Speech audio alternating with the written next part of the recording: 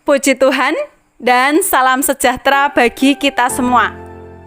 Bersyukur kepada Tuhan untuk kekuatan, kesehatan yang Tuhan limpahkan dalam setiap kehidupan kita. Saat ini kita akan kembali belajar pendidikan agama Kristen.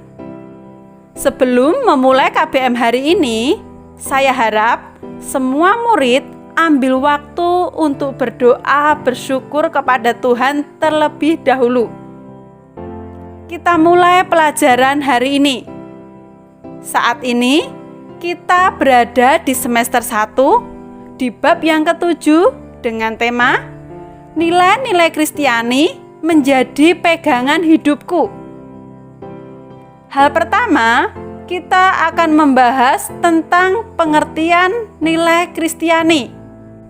Menurut Spranger, nilai merupakan suatu tatanan yang dijadikan panduan dalam bersikap dalam situasi sosial tertentu.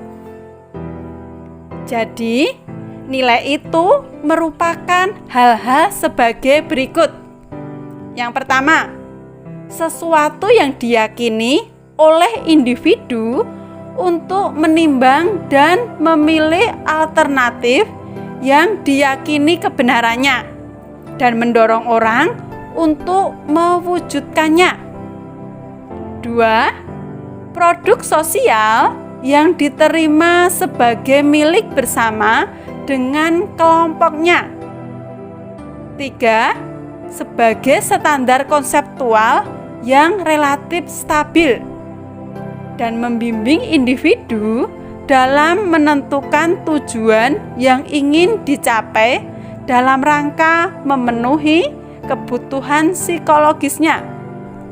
Jadi, kita bisa menyimpulkan bahwa nilai adalah konsep yang dijadikan prinsip hidup yang menjadi acuan bagi manusia dalam bersikap dan bertindak. Dengan demikian, nilai Kristiani adalah suatu tatanan yang dijadikan panduan oleh tiap orang Kristen untuk menimbang dan memilih alternatif keputusan hidupnya berdasarkan ajaran Yesus Kristus. Hal kedua, kita akan membahas isi-isi nilai Kristiani. Dalam kitab Perjanjian Baru, kita mengenal kata kerajaan Allah dan kerajaan dunia. Yesus mengatakan, "Kerajaanku bukan berasal dari dunia ini, tetapi dari Bapa." Dua kerajaan ini menganut nilai-nilai yang berbeda. Kalau nilai kerajaan dunia adalah kekayaan, kekuasaan, kesenangan, balas dendam, ketenaran, kesombongan, dan lain sebagainya.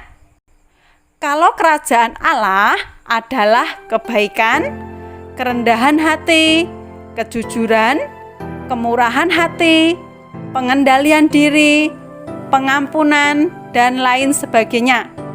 Kita akan membahas terlebih dahulu isi nilai kerajaan Allah. Yang pertama, mengasihi Tuhan dan sesama.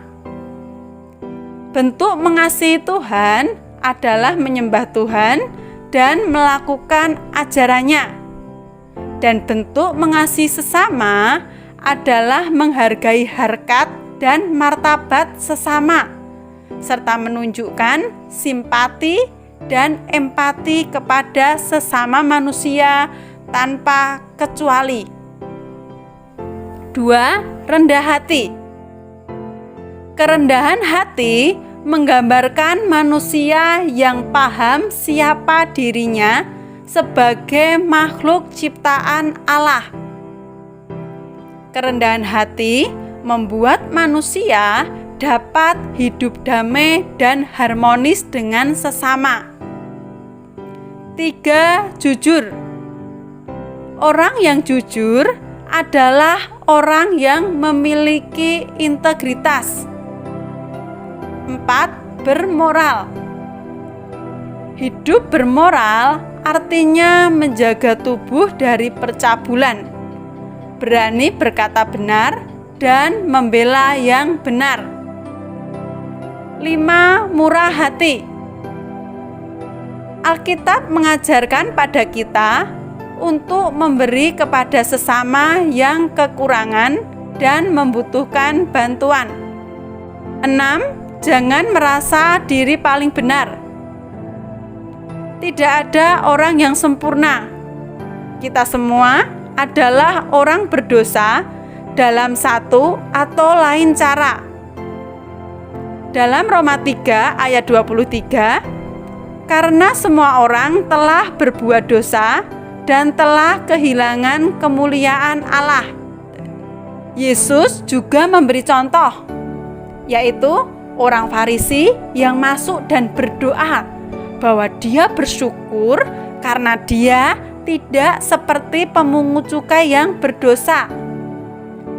Itu contoh untuk manusia yang merasa diri paling benar dan tidak berdosa.